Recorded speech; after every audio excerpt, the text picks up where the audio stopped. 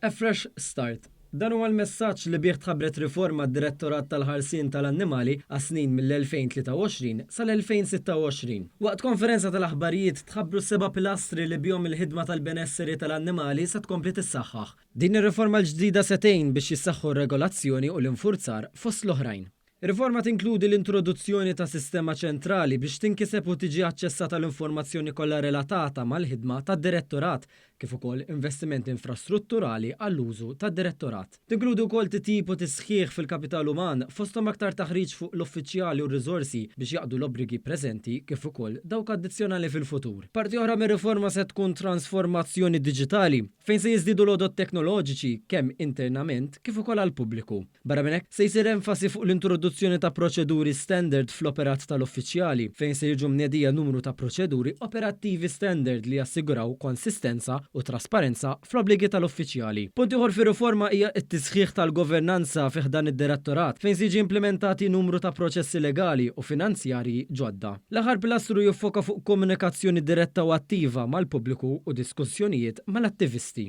Is-Segretarju Parlamentari għas-Sajt l-Akwakultura Drittijiet tal-Annimali Elisha Buġeja Sajd flimkien mal-Ministru għall-Agrikoltura, is-Sajd u Drittijiet tal-Annimali Anton Refolo ħabru l-bidu ġdid fir-riforma tal-Animal Welfare. Is-Segretarju Parlamentari Sajd saħqet li l-ħidma tal-Animal Welfare għandha tkompli bl-aktar mod effiċjenti u għalhekk sar proċess ta' evalwazzjoni li fih ġew identifikati n-nuqqasijiet preżenti.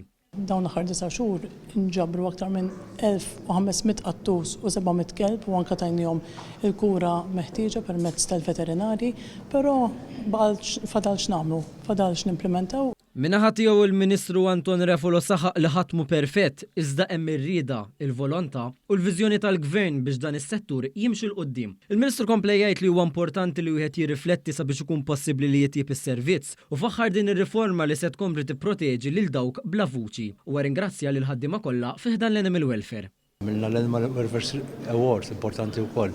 Għamilna ħafna u ħafna affarijiet għandek l-iskema tal-Earth Care Fund, l-għajnuna kbira li aħna nagħtu lill-NGOs. Hemm lista u katina ta' miżuri importanti li aħna għamilna favur l-annimali tagħna.